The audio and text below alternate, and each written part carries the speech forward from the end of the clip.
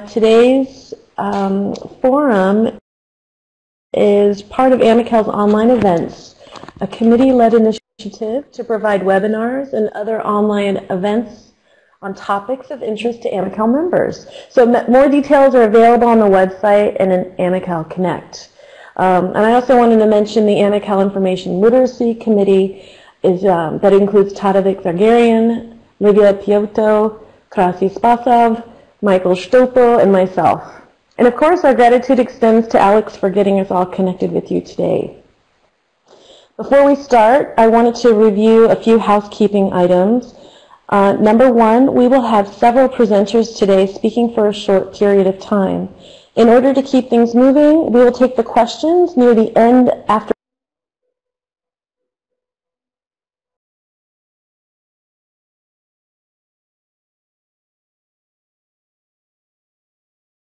all the presenters have finished.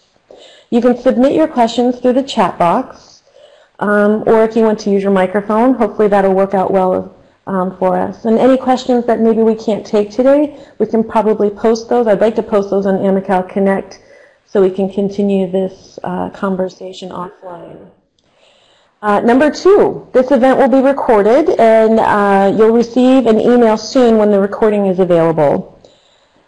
And number three, for today's forum, I'm going to start with a recap of our Birds of a Feather discussion from last spring's AMICAL conference.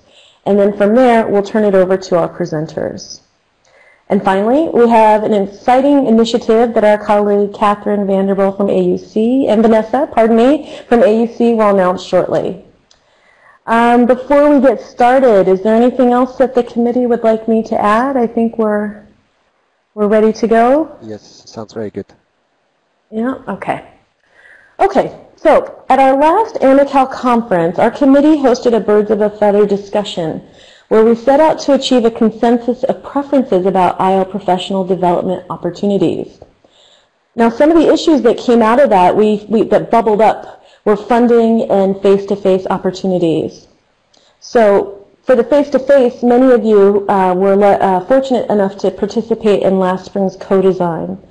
And from what I understand, the output of that is coming soon. We'll start hearing reports on that. And this was a very important collaborative opportunity for IL librarians and faculty. So we're very excited to hear the output of that. When we were looking at the Birds of the Feather last spring, we were asking the participants, I just want to pull up a document that we looked at before. Are you able to see what I have? I've shared a document with you that says what kind of IL, okay, what kind of IL professional developments and opportunities are you interested in? And the summary of that is that we were able to kind of get a sense from you, those who were able to attend that afternoon, what you want. And, you know, this is not where we're ending. This is a place where we're starting, and we're still building on that. So things like programs, coming up, ACRL comes up quite a bit, pedagogy for teaching, assessment, that will never go away, so that's nice to see that. And then you can see things like workshops, more workshops, the webinars. And then also recently in our open meeting a few weeks ago, I think I found interest in talking to other librarians about the first year experience. So to me, this is something I would also add to this list to see if we can kind of develop that as a committee as well. So going back to thinking about the funding aspect and the face-to-face opportunities, we've turned to these virtual forums.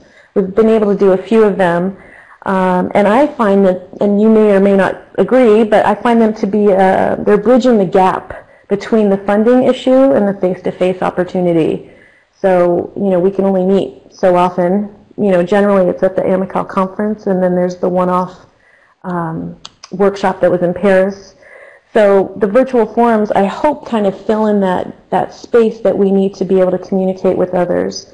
Of course, there are issues with the virtual forums. There's not a lot of interaction. For the last few minutes, I've been broadcasting to you. Technology can always be an issue. The time zones. Now that it's going into winter, I'm almost 3 hours ahead of most folks. And it's always challenging to find the right time for scheduling these sessions, the day of the week of the semester, all those kind of things. And even though we do record these sessions, it's not quite the same as being a part of the live performance. So as we move into our presenter segments, and I wind up my session, I want you to think about opportunities in your work world that may translate into something the ILC could get involved with. And I think that's something just to keep in the back of your mind, either today or as we move forward, to get in touch with us to see what we can do as far as making things happen. And actually, you'll hear about something here shortly. So let me move on to the next segment. I want to get into our presenters today. We have several. I'm going to start off with Michael. Michael Scofield has joined the American University of Paris in 2001 and currently holds the position of User Services Librarian.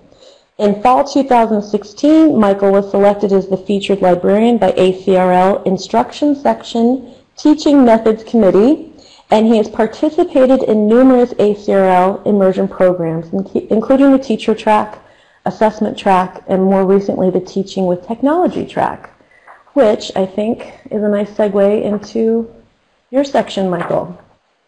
Over to you. Thank you, Chris. Thank you very much.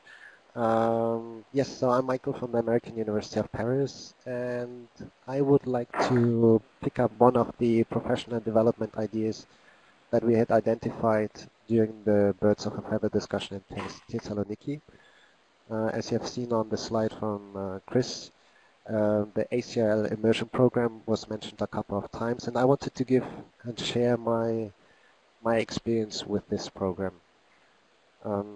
So like Chris, she was saying, I participated in the teacher, the assessment, and teaching with technology track.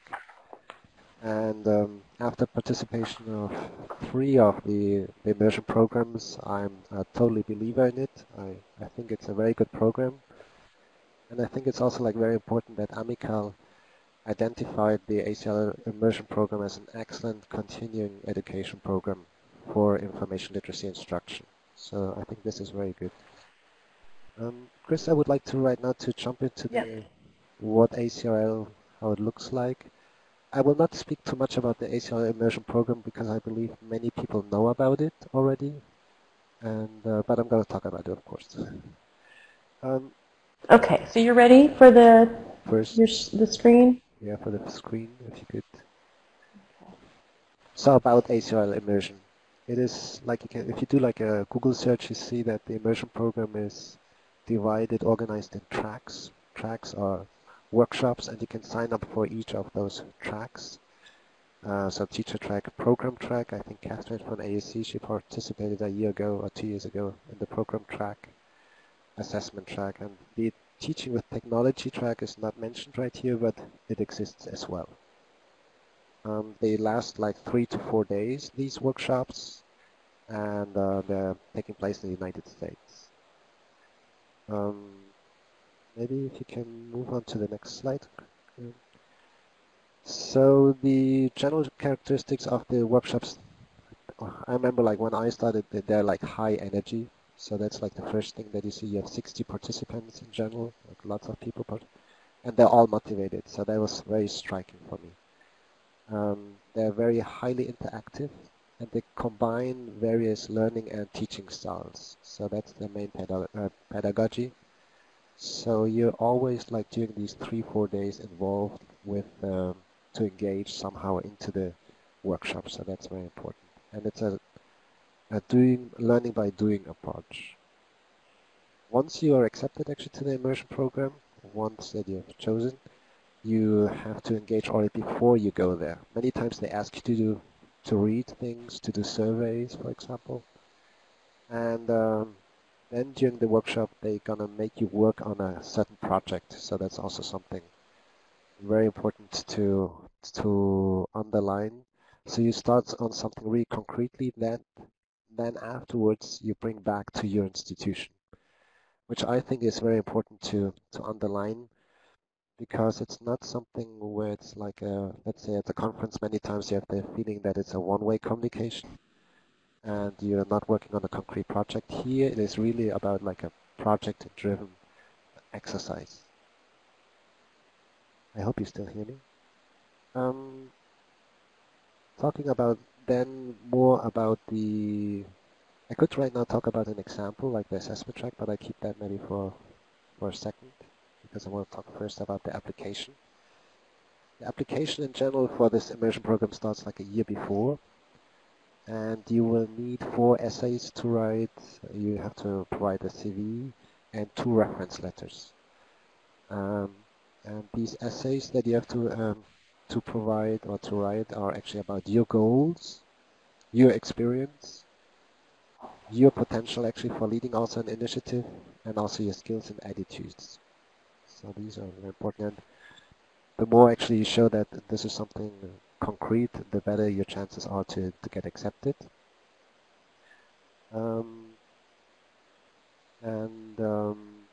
Here I want to say actually that it happened to me as well, that I was refused one time.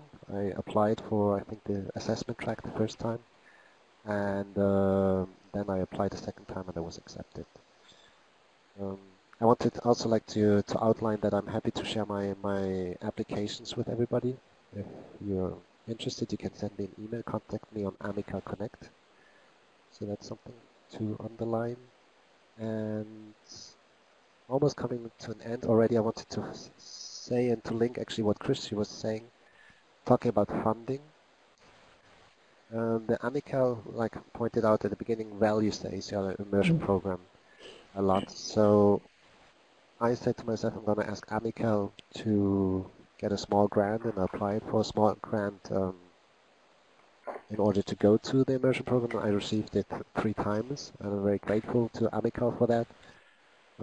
So if you accept it, please think about the AMICAL small grant, of course, and they can help you right there. Of course, it depends how many applications come in and to what extent actually then you can argue that this is going to be very helpful for your job, I believe. So coming to an end, my biggest takeaways were really, this is something really to outline, is that I really gained a lot of confidence in teaching. Today, when I walk into a classroom, I'm just very confident in how to structure a class, how to do assessment, how to build an instruction. Everything it's like learning by doing. I really learned from the ACRL Immersion Program like the best practice from other participants. That was very important. I got essential readings and theory through the immersion program. The last slide. I'm really applying right now the outcome-based. Yeah, I think that's approach of AMICAL of the ACRL Immersion Program. So that's actually it. Maybe one latest news from the ACRL Immersion Program. They are saying right there on their webpage at the moment, if you move to the next one, actually, to the next slide, Chris. Yeah, the last slide, I think. Is it this one? That's it already? Oh, that's the assessment one. I didn't provide. But on the webpage, if you go to the ACRL Immersion Program webpage, you're going to see that they announced that they're moving away from an application model and they're moving to a registration model. And they're opening for next year, 2018, they're opening the registration in early 2018. So anybody who's interested in the ACRL Immersion Program, make yourself maybe a little note that the immersion program starts or accepts registration in the beginning of 2018. So that's from my side. I could talk a bit more about that. I say go ahead and speak about the assessment track, and then we can either take questions now or at the end when everyone's finished. It's what do you? Oh, we have a question, Aziz. If not, I could talk about the assessment track and spell out. Like Aziz, I think we'll have to can we unmute you? Me now? There you go. Hello. Okay. Well, very quickly, thank you, Michael, for the clarification about the ACRL Immersion program, which is very interesting.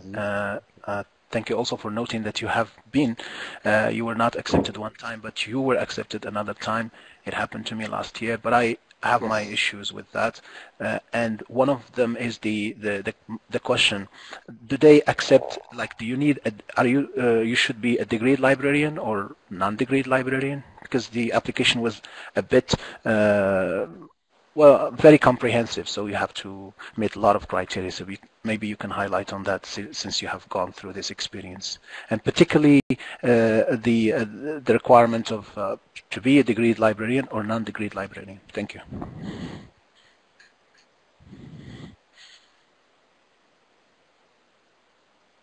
Mm-hmm.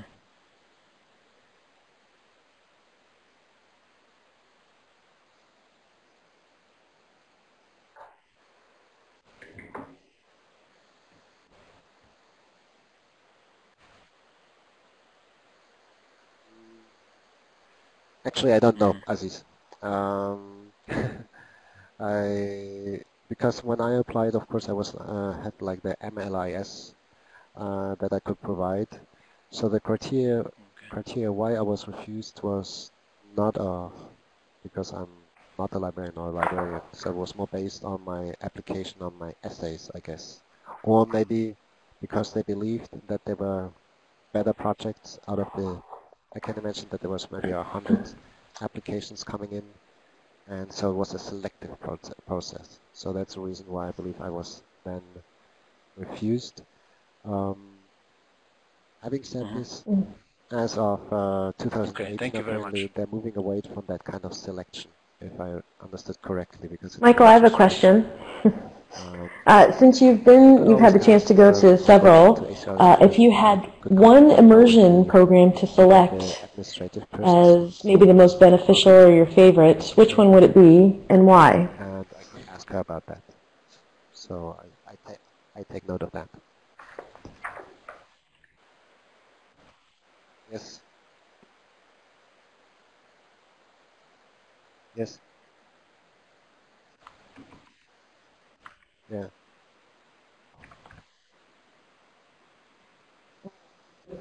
It would be the assessment one because it was just fantastic. The first one I went to, it was kind of all new to me because I was more like a one-way teacher and had like lots of PowerPoints. So the first one just totally blew me into a different direction. So like these interactive teaching, a very constructivist approach. The second one, assessment, I had that knowledge already a little bit, and I really deepened my knowledge right here, so that was very good. And I really understood the backward design and the learning outcome theory. And Thank you. Anyone else have questions for Michael? And I'm happy to share actually also like the list of documents to read about formative assessment, summative assessment. Yeah, so that was one of the best ones. So I really deepened my knowledge about it. So I really like that one.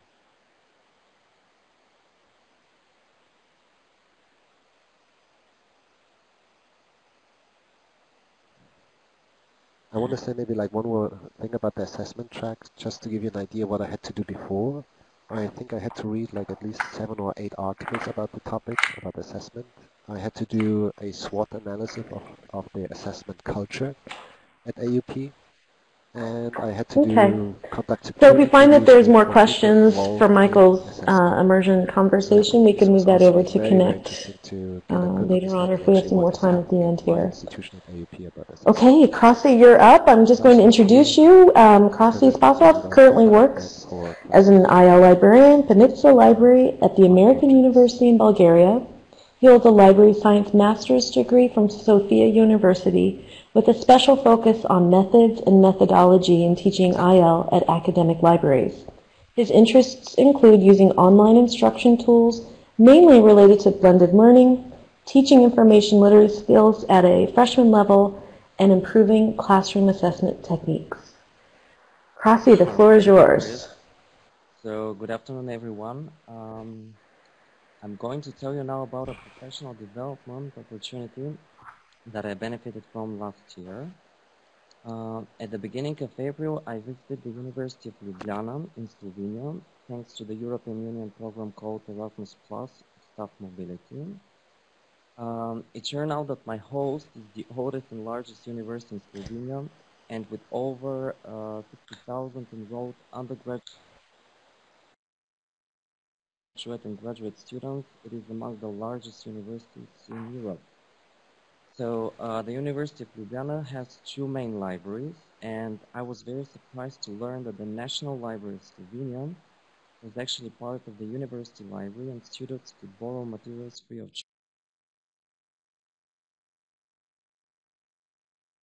charge from it.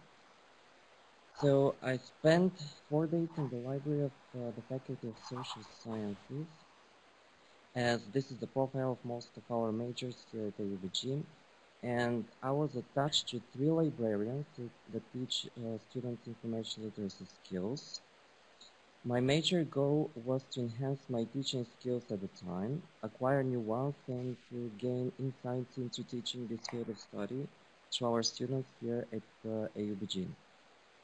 For me, this job shadowing was a great opportunity to see where we were as an institution in terms of providing information literacy training, and how our colleagues from other institutions coped with challenges we had as well. So on my first day, I was introduced to the library's various services, resources, and departments. The colleagues from the Library of the Faculty of Social Sciences were so nice, and welcoming and informative as to show me their own learning management system for e-learning, which is Moodle. I mean, here at AUBG, we've been using Blackboard Learn Plus, so I wasn't familiar with Moodle, the features of Moodle. We talked about their digitization projects, how they acquire library materials, including electronic databases, Subject Plus, which is a free tool that they've been using for building LibGuides. Also EduRoam, which is an internet connectivity across campuses when visiting other participating institutions from the European Union universities. And also EBSCO Discovery Service, because prior to my visit there, I wasn't familiar with this tool.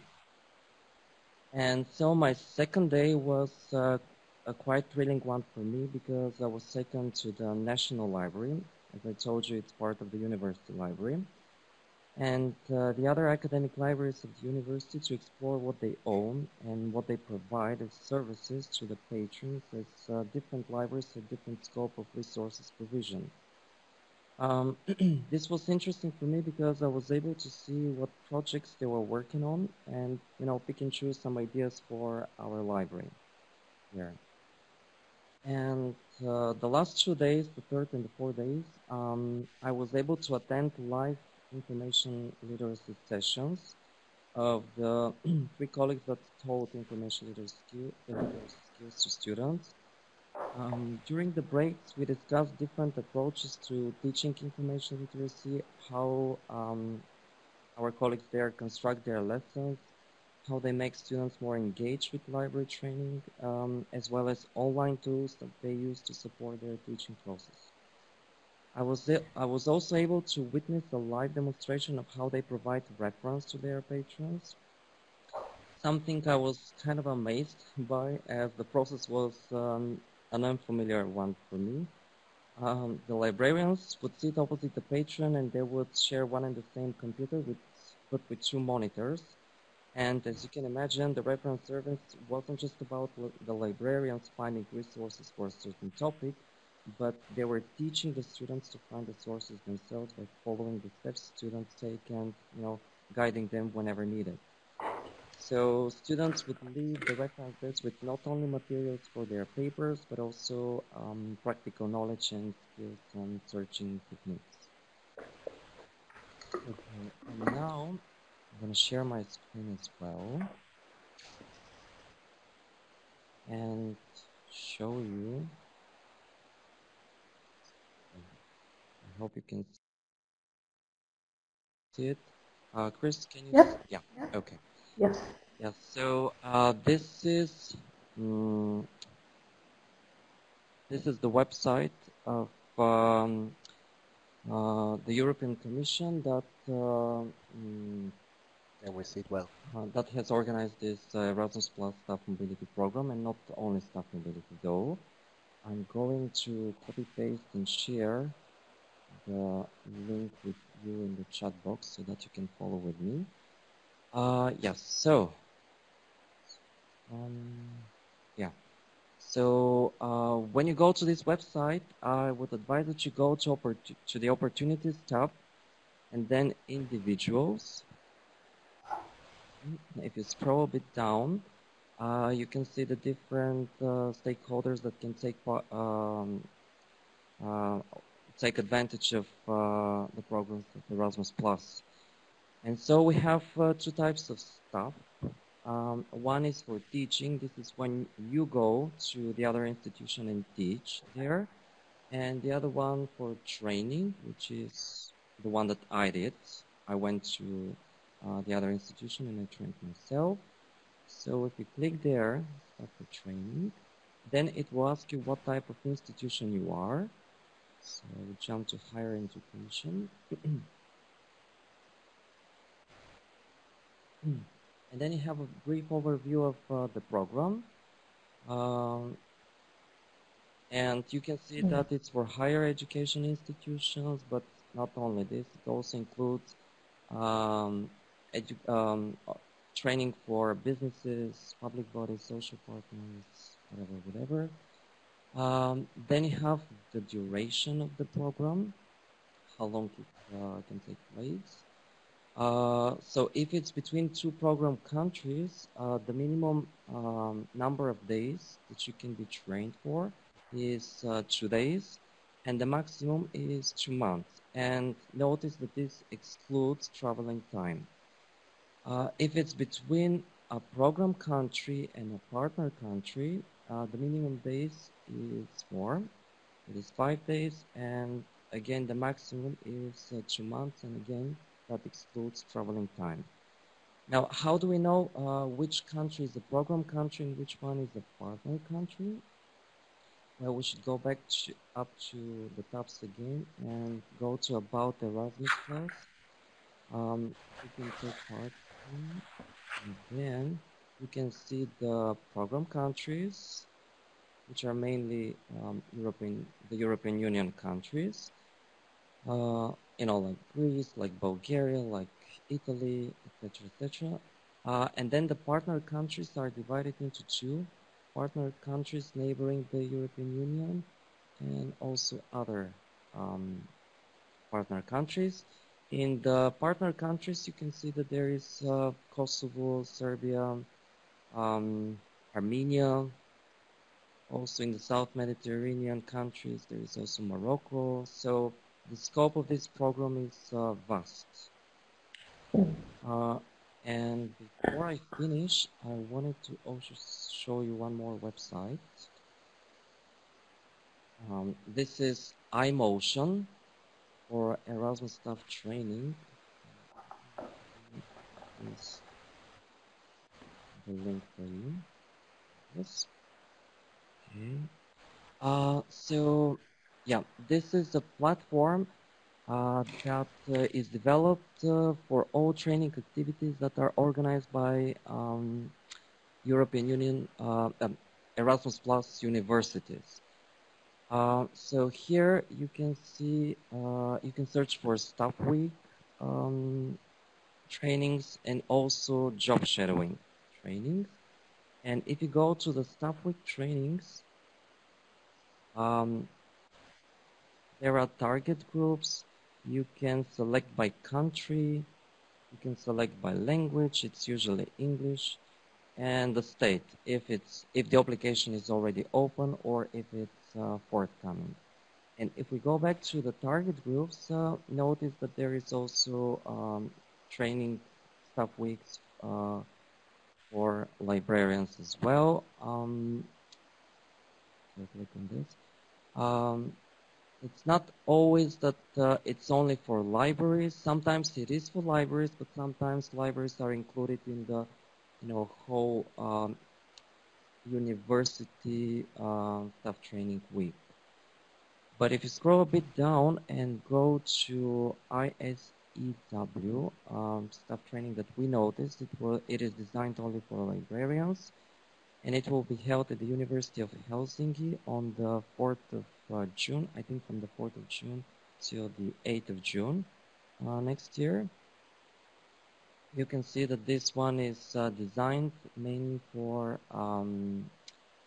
librarians, and yes, the highlighted topics are the one that will most probably be discussed during that staff training week.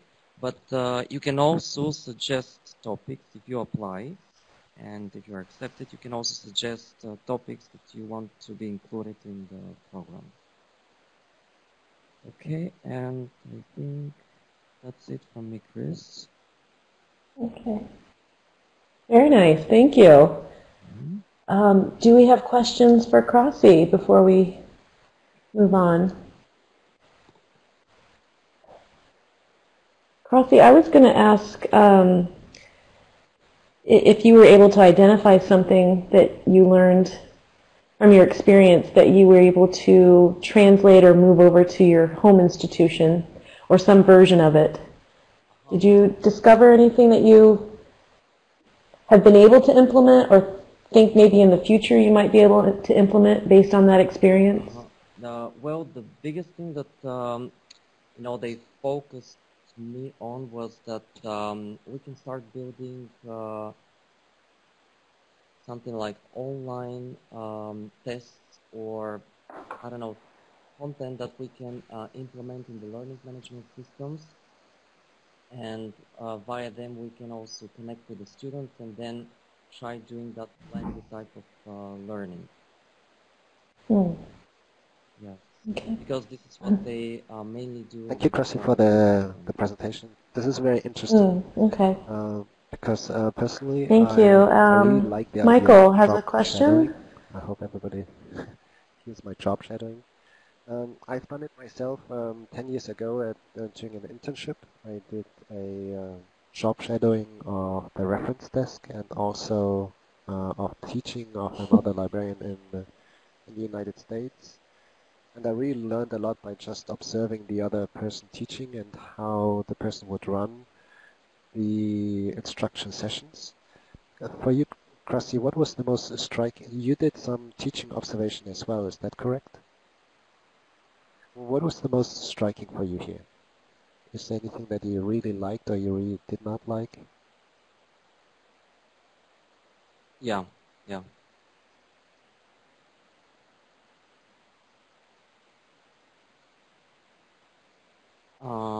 Striking. Well, something that I really liked was the way they were approaching their students, like I told you, through the learning management system and then the in-class training.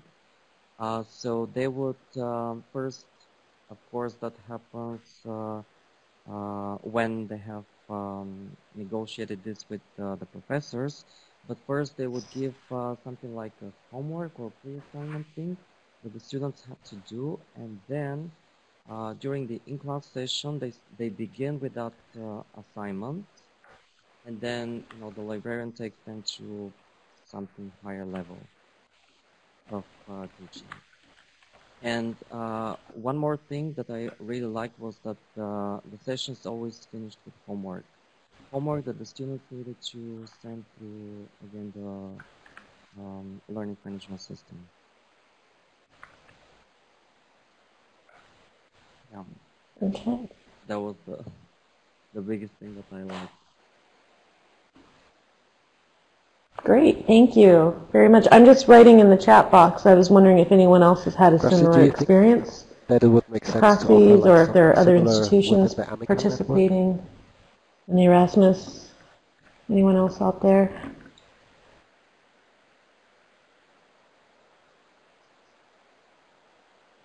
Oh yes, yeah. I think you and I have spoken about it a lot of times.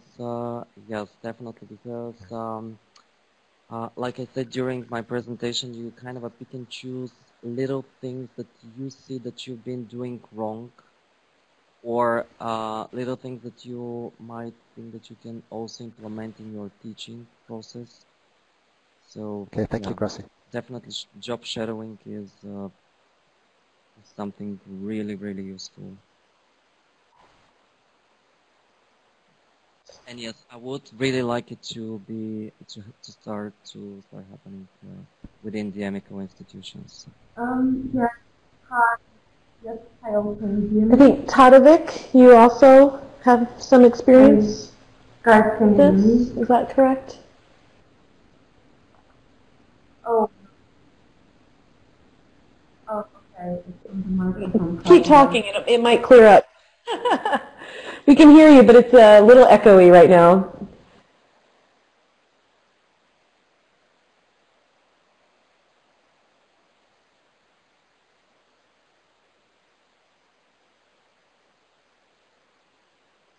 Maybe I lost you. While Tadovic is preparing, something else that I mentioned presentation that I really like that they've been using, our colleagues have been using at the University of Ljubljana, was the subject class. You can check it later. As I said, this is a free tool that they use for building LibGuides, their own LibGuides, and it's totally free of charge. Great.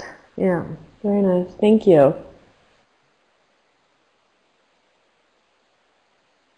Okay, so Tadovic, oh, she's typing. Just 1 second. Let's see what's happening. Oh, now we can't hear you at all. You were not able to hear me? There you are. Okay, what I was saying is that our university is participating. Yes. And we did several staff and student mobility within the framework of the Erasmus Plus, but not with the AMICAL university, like universities. Maybe we can try to use this opportunity and do the job shadowing also, and maybe travel and use the funding that Erasmus Plus is suggesting, because it's a very good opportunity, right, Krusty? We have the terms of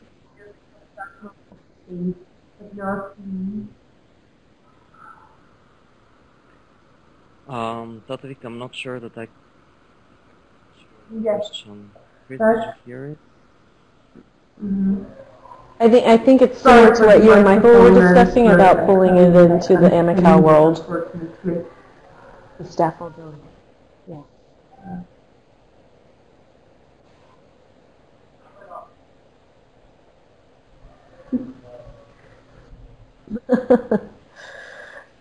Yeah. I understand. My microphone is very fussy. Yeah, even if your institution doesn't have Erasmus Plus, you can propose it to your administration, your institutions, and discuss, with the international students exchange offices.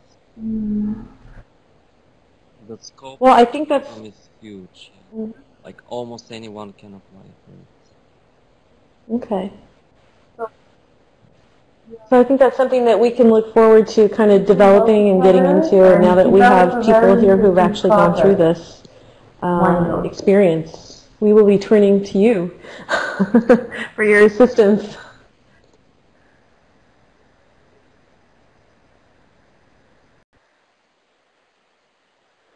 Yeah, good. Okay, well, I'm just going to, Kasi, any final comments before we move to Dalal? Okay, thank you so much. That was very interesting. I appreciate your time. I'm going to move over to one of our final speakers. We have Dalal Rahmi. She holds her MLIS from the University of Illinois at Urbana-Champaign in the U.S. with a concentration in socio-technical data analytics. She is currently a data services librarian at AUB and specializes in scholarly communications, data services, institutional repositories, and data curation. She is interested in digital humanities, data analytics, and data visualization. And I find this all very interesting as we start to think about that connection between data and information literacy and how we're going to start managing that and helping our faculty and students not just provide them data that they're looking for, but also how to manage it and curate it and what to do with it. So, can you hear me? Bilal, we're going to turn it over to you. Okay. Thank you. Perfect. Okay. Thank you for the presentation, for the introduction, and Michael and Krati, thank you for the presentation. We hear you well. I need to share my screen with you. Can I do that?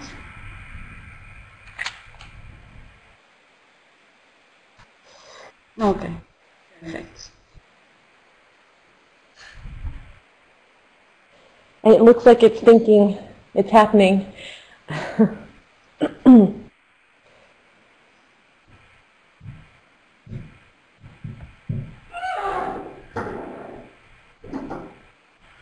Okay. Yeah. Okay. Perfect. So yes, as you have said, I'm going to talk today about data management and what we do here at AUB. Just 1 second, please. Okay. Can you see my presentation? Okay. Oh, so we can. It's not in full screen though. It's in the presenter mode, I believe.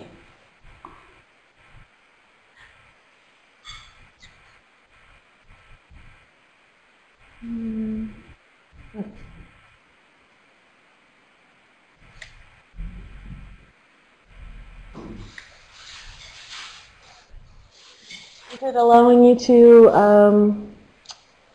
Let's see. Okay. Actually, I can do without. Right now, I'm not seeing much. But if you go back to what your original screen was, that was better. Okay. So today, I want to talk a little bit about data management and the challenges and opportunities we have. Okay. Unfortunately, I have prepared a nice presentation. Let's see.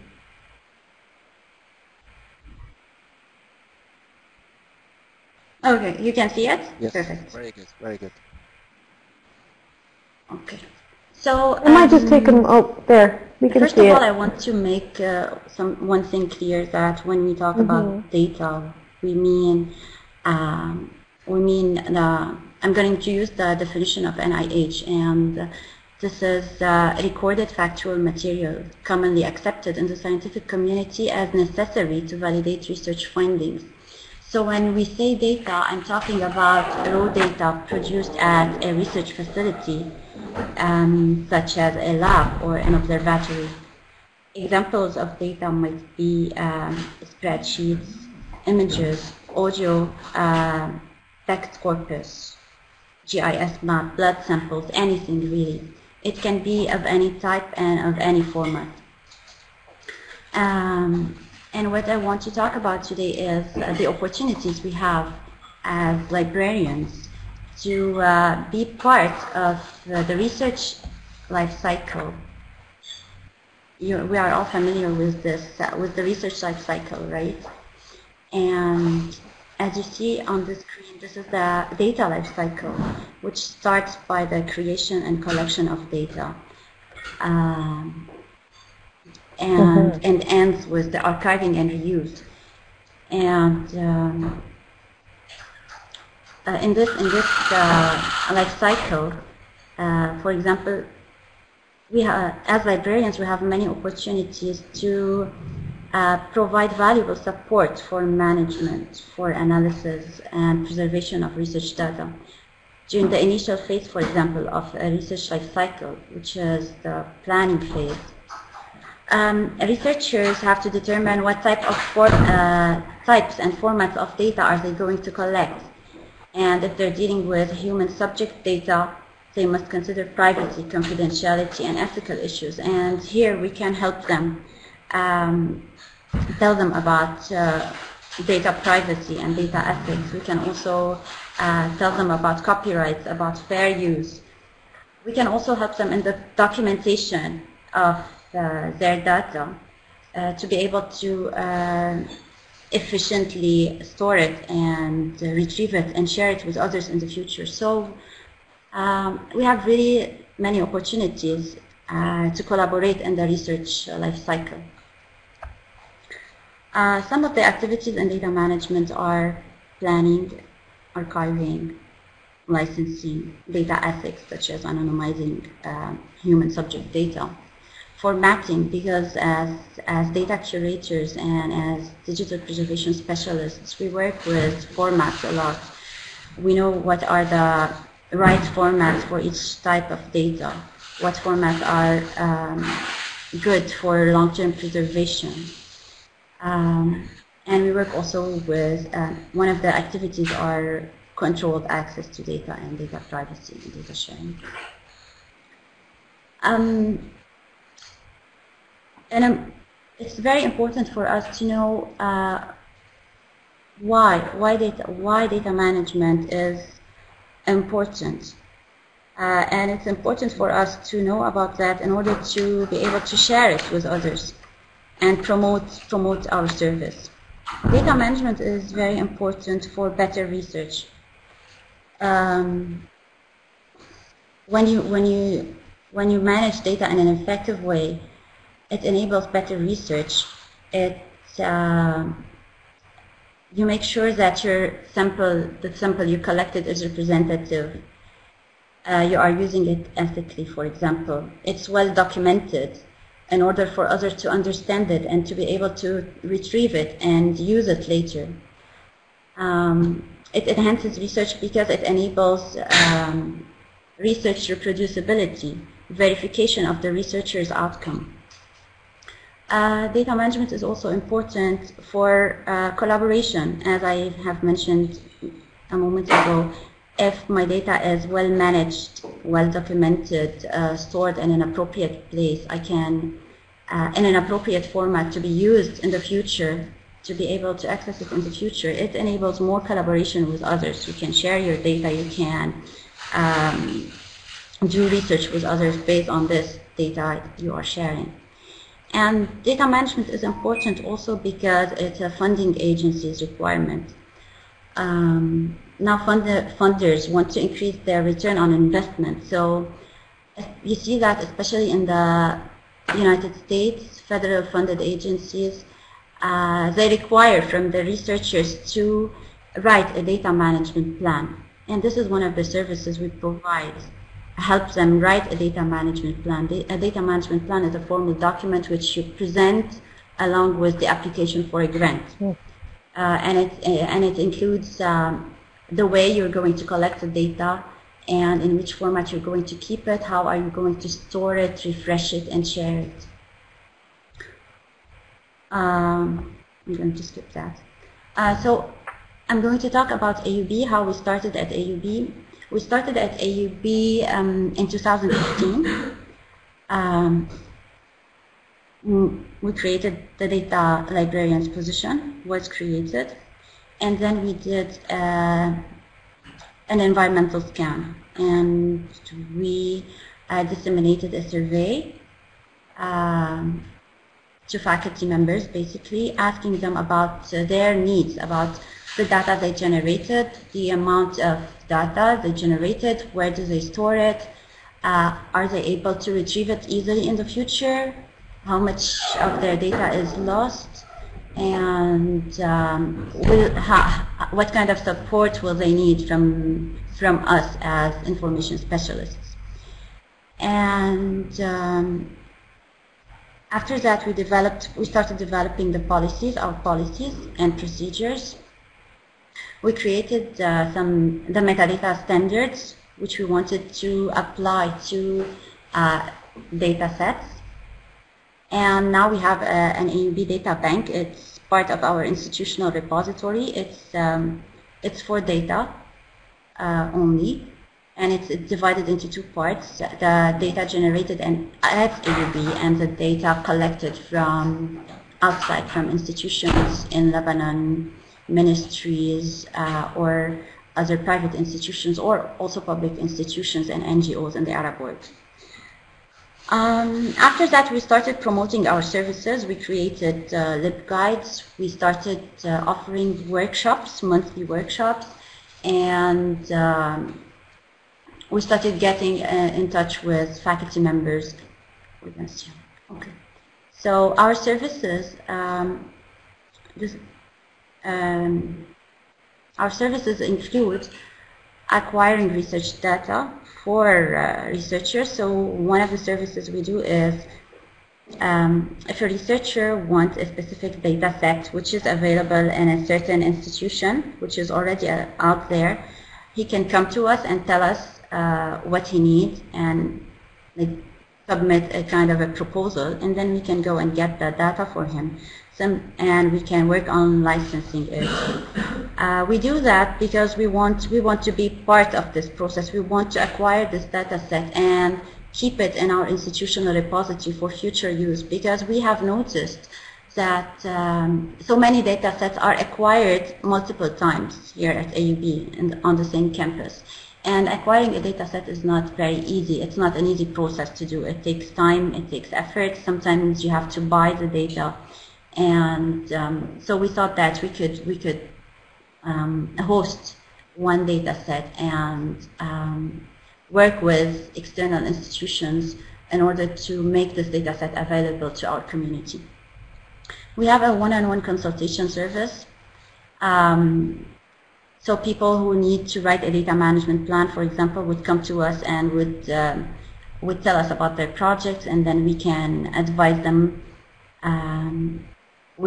in which format they need to keep their data, to collect their data in which format, or how to write a data management plan. We can help them in this. We are offering also library sessions, monthly library sessions. During those sessions, we talk about data sharing, the importance of data sharing and how the library supports it. We talk about data ethics, data privacy and confidentiality, copyright, human subject related data, etc. And we talk about also data organization, like versioning, file naming, etc. Embedded Librarian, we recently started at AUB a new program in the business school, and it's a data analytics program. So in one of the courses, we started giving sessions about how to collect data, and we are supporting the students to collect their data sets now. So this is one way we started offering our service. So the challenges, like as you have seen, we have many opportunities, but there are also many challenges. To start data management, first of all, the infrastructure, the appropriate infrastructure. So to start a data management service, you need you need an infrastructure, you need a repository, you need space. So this can be a challenge for many institutions, especially small institutions. Another challenge is the administrative support. For example, if the university has an open access policy, for example, or a policy where people are kind of obliged to submit their data along with their publications, with their research papers, this would be good, and this would encourage people to submit their data sets, because in our culture this is another challenge too. People are very hesitant in sharing their own data sets. A third challenge is the skills. To start a data management service, you need. We already have, as a librarians, we have lots of skills, but it's but this field is moving at a fast pace, and you need to be on top of things. So you need to learn to always be ready to learn about new formats, new kinds of data, new policies, new laws in your country, for example. So yeah, we need to equip ourselves with skills.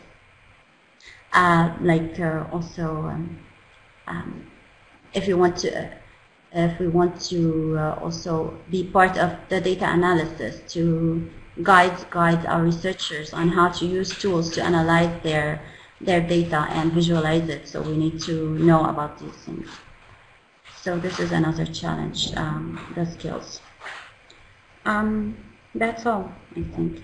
Questions? Thank you.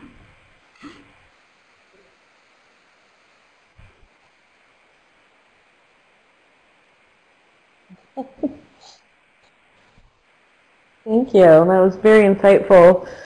I was curious, at your institution, what kind of factors are you seeing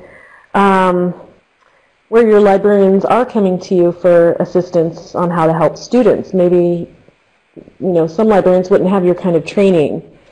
So are you doing any kind of peer-to-peer training for your librarians? How is that funneling through? Currently, I do this.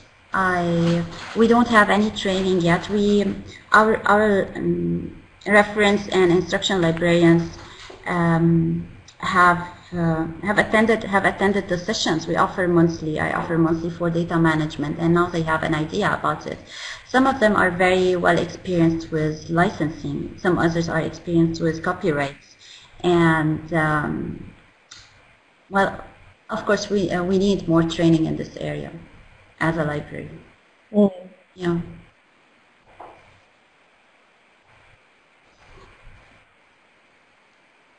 Yeah, I have a question. Mm.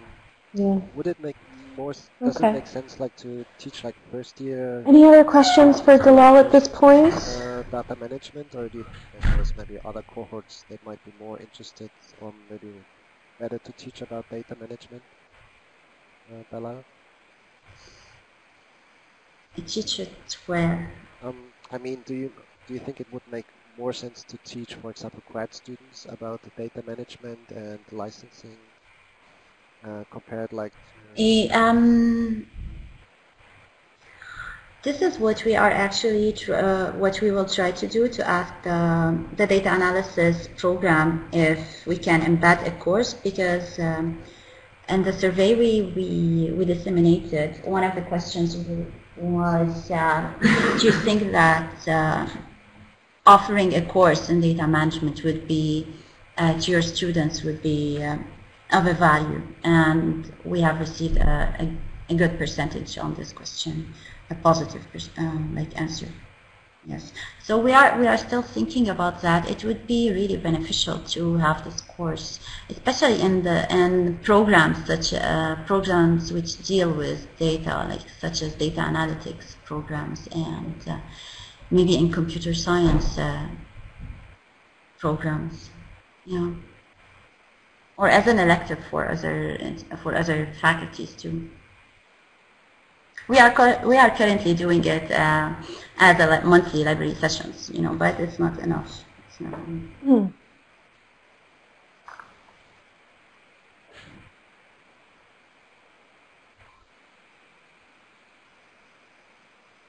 Yeah. Thank you, Michael. Sorry, not to cut anyone off. I am mindful of the time. I see it is 3:30, and we do have just a little bit more to go. But if someone has a burning question for Dalal, I'll give you the floor for a moment. Going once, going twice. Yes. Can anyone mention training opportunities for librarians in the field of data management? And this is from Yvette.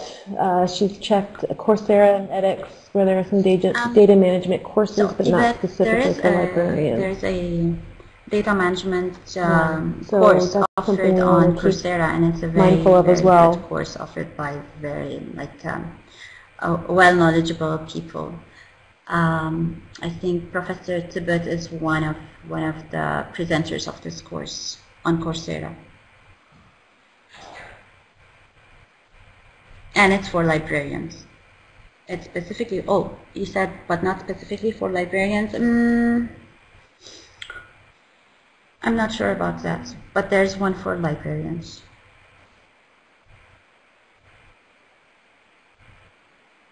Yeah.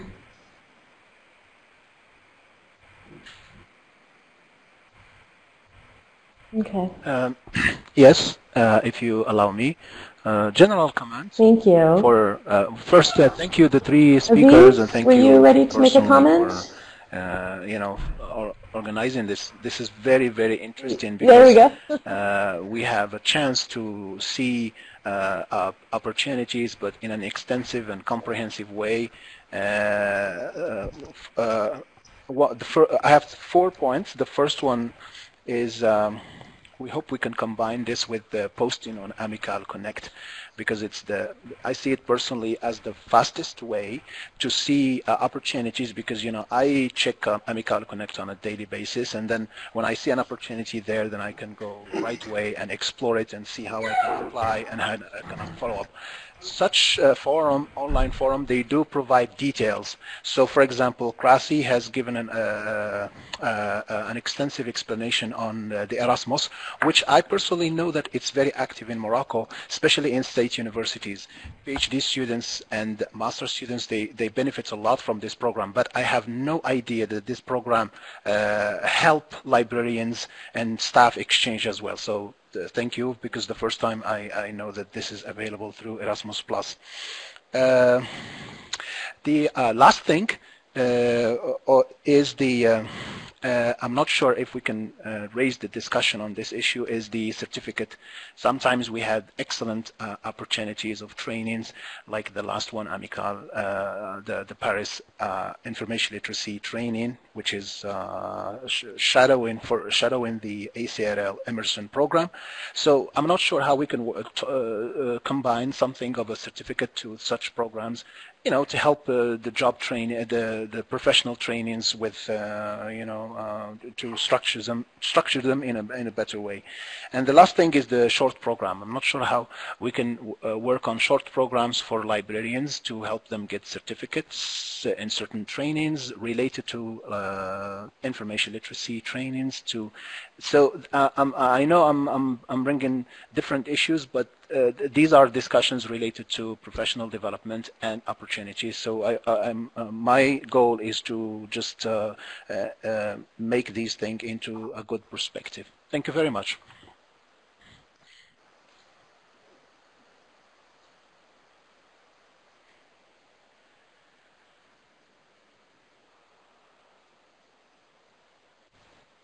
Great, thank you very much as well. I think we can maybe move a lot, your comments we could talk about on AMICAL Connect and as far as discussing this further.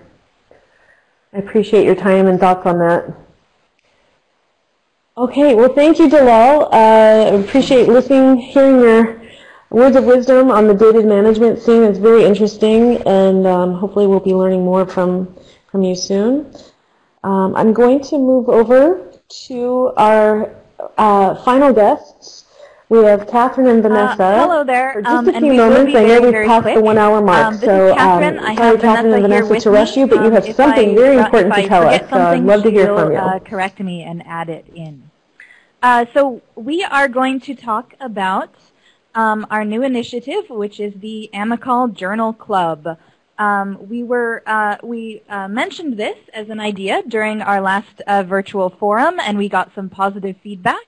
So we've been in touch with the AMICAL Information Literacy Committee ever since to start putting this in motion. So here is our basic structure of how we expect the Journal Club will go, and then I'll give you a brief timeline, and all of this will be followed up on with AMICAL Connect. So our idea is that we'll have a poll for topics to be covered by the Journal Club about every 3 months, and we'll pick the top 3 topics from what you guys in the community select as your main ideas, and we'll announce those out. So we're going to start off with our poll hopefully very soon in early December. And we have a list from the last virtual forum when you guys suggested on the Padlet which topics you were interested in. So those will be our choices. We'll vote on those and pick the top 3. And then we'll announce those hopefully in early January is what we're aiming for there. And then we'll call for volunteers to pick one of those topics. And that volunteer will select an article that matches that topic and also be willing to lead an online discussion about it. So once a presenter is chosen, their article choice and date of discussion will be announced to the community. This will be approximately 3 to 4 weeks before the discussion takes place online. And a few days before that discussion takes place, the presenter will share 3 to 5 talking points or topics for discussion that they would like the attendees to think about and be ready to have comments on, just to help us structure that discussion. The discussions will take place online through Adobe Connect, and they'll be approximately 1 hour. People will be able to comment with microphones or in the chat box. And immediately following, when we finish our 3 chosen topics, so 3 months and 3 articles, then we will there will be a new vote for the next 3 months topics, and the cycle will repeat. We're hoping to have an in-person journal club meeting in the 2018 AMICAL annual meeting. Okay, so just to recap the timeline, we will open up the poll very soon, hopefully in December, and we'll have some time for you all to vote. In early January, we'll announce the topics. We'll call for presenters for each session. If no one's ready yet for February, then Vanessa and I will take that. We'll select a topic from one of those top 3 choices, and we'll lead the session for February. But for March, we will be moving on to you guys in the community, whatever articles that you would like to pick and discussions that you would like to lead. And so we'll plan to have our first online discussion in February via Adobe Connect. Vanessa, did you want to say anything else? I think that's pretty much everything. If people do have questions, they might want to email the 2 of us or... Yeah, absolutely. You can ask questions now or reach us on Adobe Connect at any time. We're happy to chat about this. We're excited about the opportunity and the possibilities this year. So yeah, please get in touch.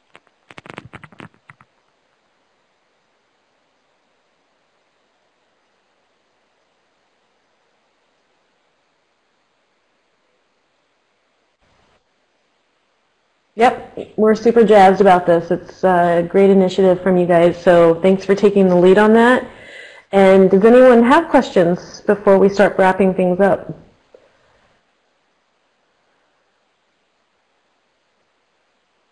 Yeah, okay. I'm going to take that as we're good for now. Again, we can always come back to AMICAL Connect and continue the conversation.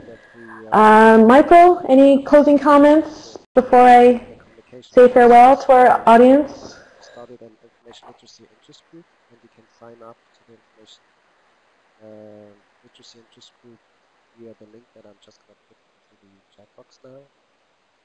And actually, maybe Catherine and Vanessa, or anybody who wants to suggest something to Catherine and Vanessa, please use that InfoLit interest group. And I think that would help us actually also like to improve our communications amongst ourselves.